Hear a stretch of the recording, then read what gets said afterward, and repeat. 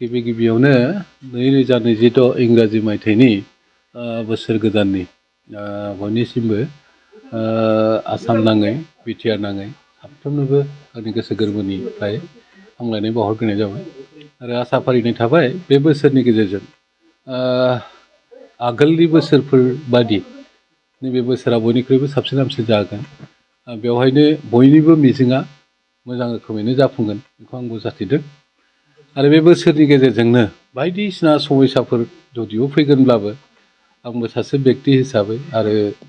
माने मोनसे राजखान्थि दोलोआव थानाय हिसाबै राजखान्थिनिबो थांखि बिथांखिखौ आं जाफुंजानायखौ लुबैगोन आरो बे जाफुंनायानो जागोन माने जोंनि ओनसोलनि जौगानाय गासै हादोरनि जौगानाय आरो लोगोसे जोंनि जिथु अधिकार बे अधिकारफ्रा जोंनि जिउआवहाय मोनफुंनाय बेफोरो बयबो जाफुङो मोनफ्रोमबो जाफुङो बेनि थाखाय आं मिजिंथिबाय दा जोङो इउपिपिएल दोलोआव दङ दिनैबो नैबे जोंनि न'आवनो मोनसे दोलोनि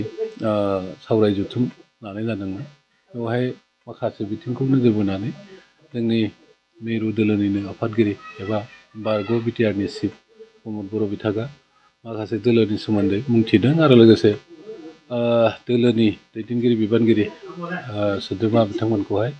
मोजां थुलुंगा होदों जे फैबाय थानाय समावहाय जोङो निर्बासनावहाय जों बोरैहाय बाहागो लागोन आरो जोंनि स्ट्रेटेजि बा जोंनि पलिसिफ्रा बोरैहाय जागोन बेफोरखौबो बिथाङा बिथोन भाबैनो बुंनानै होदों दा जोङो मोजां मोनदों जे बेबादिनो गुबुन गुबुन माने बिथिंखौ नोजोर बोनानै दिनैबो माखासे आयदायावहाय जोंनि दोलोनि मेम्बार्स बिथांमोनखौहाय लोगो हमदों आरो बिथांमोनखौ थुलुंगा होदों जे फैबाय थानाय समा जोंनि थाखाय मोजां जागोन जोङो नैबे बिटिसिआवहाय मोन 15 समस्ति माने बिटिसि ओनसोलावहाय दङ एसेम्ब्लि एलएसि हिसाबै दा बे हिसाबै जों आसा फारिनाय थादों देग्लाय एलायन्सआव गेलेयो गेलेया बे उननि बाथ्रा जागोन नाथाय जोंनि माने दोलोनि थांखि हिसाबै जोङो मोन 15 समस्तियावनो गेलेनायनि थांखिखौ लादों आरो बिनि अनगायैबो आसामावबो जेराव जेराव माने जों गेलेनो हानायनि माने सम्भाबनाया थागोन बेवहाय गेलेनायनिबो जोङो दिनै माने थांखिखौ लानाय जादों आरो दा आसा फारिनाय थाबाय बिटिआरआव जों जेरैबायदि देरहायो जेसेबां देरहायो देरहागोन बिनि बादैबो जोंहा बे आउट अफ माने बिटिआरनि आउटआव बाहेरायावहाय आसामाव जोङो देरहागोनखौ देग्लाय जोङो मिजिंथिनाय जादों आरो